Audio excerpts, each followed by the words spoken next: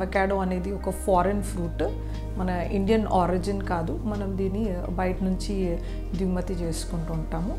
So ఇదేంటంటే modern టైమ్స్లో చాలామంది వెయిట్ రిడక్షన్కి వాడుతూ ఉన్నారు. ఇది బేసికల్గా ఒక హై క్యాలరీ ఫ్రూట్. అంటే ఇప్పుడు మీరు ఈ సైజ్ ఫ్రూట్, బేసిక్గా ఇది ఒక పెద్ద ఫ్రూట్, ఒక 250 grams 200 grams సైజ్ ఫ్రూట్. ఇందులో ఒక హాఫ్ ఫ్రూట్ తీసుకున్నా కూడా మనము 100 గ్రాములు అంటే ఒక 160 క్యాలరీస్ ఉంటుంది. యాక్చువల్లీ పళ్ళల్లో మనం తీసుకునేది రెగ్యులర్గా 50, 60, 70, 80 క్యాలరీస్ ఉంటాయి. మనం 70 క్యాలరీస్ దాటినప్పుడు వీటిని హై క్యాలరీ ఫ్రూట్ అంటాము.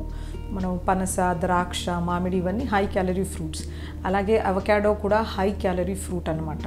నేను చెప్పినట్టు 100 గ్రాముల ఫ్రూట్, అంత ఫ్రూట్లో 160 క్యాలరీస్ వస్తాయి. దీంట్లో ప్రోటీన్ కూడా ఉంది, ఒక 2 grams ప్రోటీన్ వస్తుంది. అలాగే దీనికి క్యాలరీస్ ఎక్కువగా ఎందుకు వస్తున్నాయంటే వీటిలో ఉండే కార్బోహైడ్రేట్తో కాకుండా ఫ్యాట్లో వస్తుంది. ఒక 100 grams ఫ్రూట్లో మనకి 15 grams ఫ్యాట్ వస్తుంది.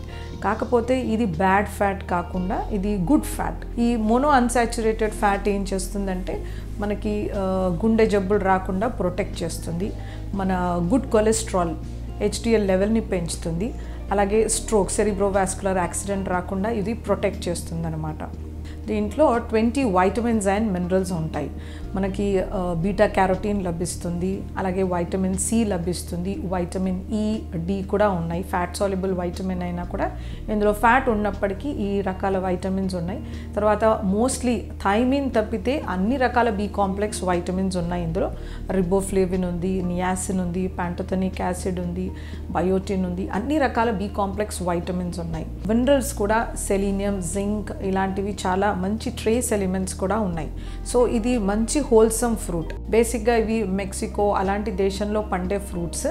మనకి అక్కడ పచ్చిగా ఉన్నప్పుడే వాటిని కోసి దాన్ని మనం మామిడి పండుని ఎలా మగ్గిస్తామో, తర్వాత అరటి పండుని ఎలా మగ్గిస్తామో వీటిని కూడా అలాగే మగ్గిస్తారు. అలా మగ్గించి మన దగ్గరికి వచ్చేసరికి దాంట్లో ఉన్న వైటమిన్స్, మినరల్ లాసెస్ ఎక్కువగా ఉంటాయి. కాకపోతే మోనో అన్సాచురేటెడ్ ఫ్యాటీ యాసిడ్స్ మాత్రం అలాగే ఉంటాయి, అవి బయటికి రావు. సో మనం దీనికోసమని తీసుకోవచ్చు. సో బేసిక్గా దీని యూజెస్ ఏంటంటే రా ఫ్రూట్ అలాగే తీసుకోవచ్చు, పండింది మనం దాని తొక్క తీసేసి తీసుకోవచ్చు. తర్వాత చట్నీస్ చేస్తారు కొంతమంది, శాండ్విచెస్ స్ప్రెడ్స్కి చేస్తారు, లేదు సాలెడ్స్లో చాప్డ్ వాడుతూ ఉంటారు, సమ్మర్లో మిల్క్ షేక్స్ చేస్తూ ఉంటారు. దీంట్లో క్యాన్సర్ ఫైటింగ్ ప్రాపర్టీస్ కూడా ఎక్కువగా ఉంటాయి, ఎందుకంటే ఇది యాంటీ ఆక్సిడెంట్ రిచ్ ఫ్రూట్ అనమాట. సో అన్ని రకాల డిజీజెస్ ఉన్న వాళ్ళు తీసుకోవచ్చు.